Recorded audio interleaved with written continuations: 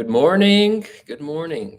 Uh, Technical difficulties. Starting this a little late. Normally, every morning, 8:30 a.m. Eastern, Monday to Friday, I will be doing a live stream. It's 8:50.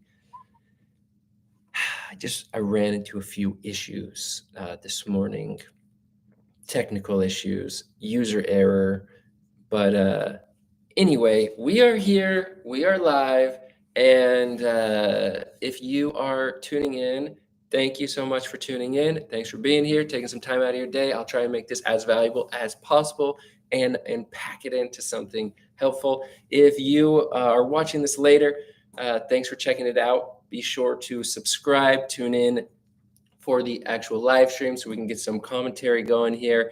And yeah, with no further ado, my name is Dallin Wardrop. This is Creating Cash Flow. The purpose of this channel, if you want to follow along, is to start a conversation. I'm a regular guy, regular job.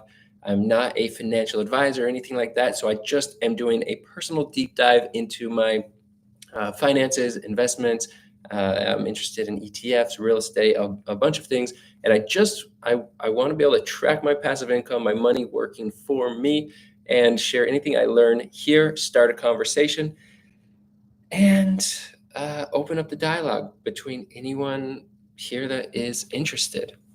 So anyway, let's dive into it. So yesterday, and at the end of every episode, I share a little teaser of what we'll be talking about the next day. So yesterday, I shared a podcast that is called "Going from 100,000 to $1 million," and it shines a light on compound interest and how impactful it is. So we do have one person watching. The question is, are we at a place?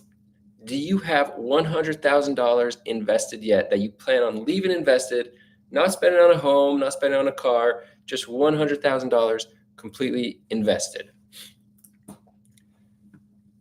$100,000 is really hard to get to. So anyway, while we're kind of going, I'll share a few bullet points of exactly what that podcast talked about, so you don't have to go and listen to it if you don't want to. But the main point is how the needle doesn't move in the first year or so when you're trying to build compound interest. So that's why he talks a lot about getting to 100,000. But then how compound interest really kicks in once you get to 100,000, going to 1 million. And then what happens beyond that is just pretty amazing. But it's very hard to get to 100,000. And then beyond that, it still is harder than I thought it would be, and takes longer than I thought it would be to go from 100,000 to $1 million. But the compounding starts to be very impactful. And I've actually noticed that in my personal life, because in the very beginning, I was just putting money aside, putting it aside. And every once in a while, I get dividend payouts that would be very small, 12 cents, 14 cents, $1. And it wasn't worth tracking, so I wasn't tracking it. But then in 2022, I was like, this is pretty cool. I'm getting some payouts, $12, $15, $100. And I started thinking I should probably track this more specifically and know exactly how much money my money is making me per year. And that's where this channel came in, and I got started doing that.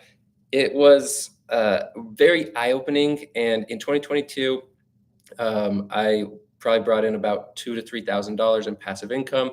And then that tripled in 2023, and I'm on pace to double that in 2024. So as it's early in 2024, but things are looking very good. But that just is a testament to show how this compound interest has directly impacted me.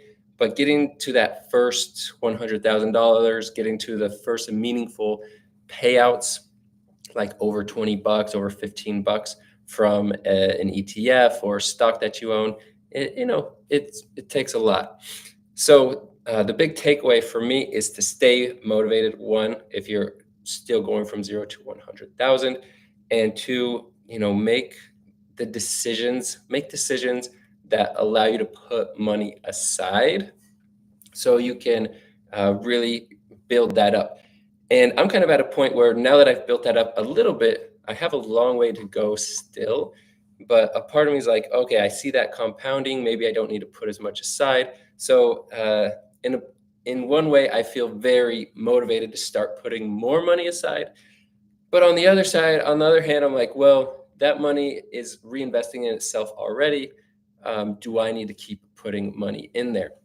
So this dives into what it will take to go from 100,000 to $1 million, and that's where I was surprised because the compounding from 100,000 to 1 million, it still takes like 24, 25 years to get there potentially.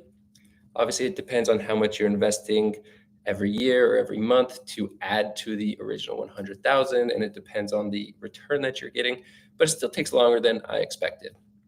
Where it gets really crazy is going from like 1 million to 3 million, where you can do that in 10 years, and then 3 million to 9 million.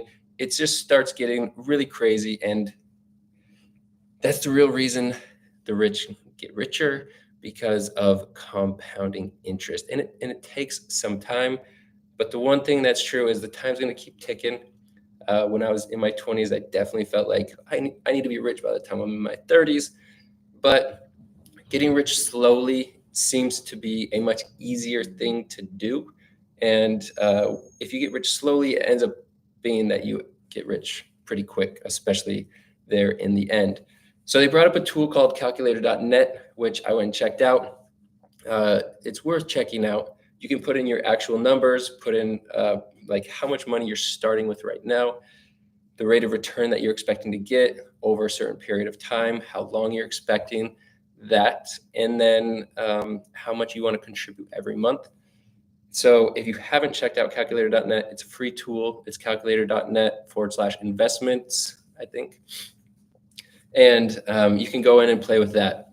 So that was awesome. And I took a lot away. But the big thing that my biggest takeaway is the fact that you just have to be patient. You got to stay motivated, and let compounding interest do its thing. So the overall goal with that is we're all trying to get to retirement, be able to do what we want to do without having to continue to work to make our paychecks. So yeah, that's the big thing. Thank you guys for tuning in.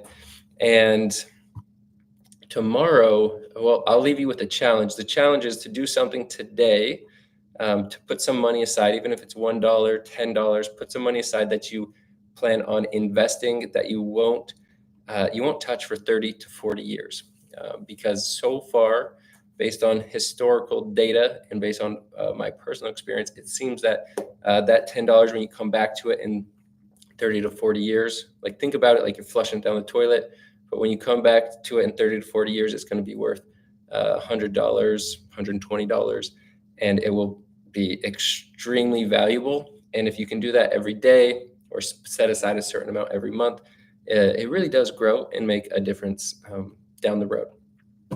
So with that, tomorrow we're going to be talking about how much retirement costs. And so be sure to tune in. Hopefully tomorrow we'll be starting at 8:30 and I won't have any more technical issues, but no guarantees. So sometime between 8:30 and 9, we'll definitely be kicking off and talking about how much retirement costs. So anyway, have an incredible day. Thanks for tuning in. See ya.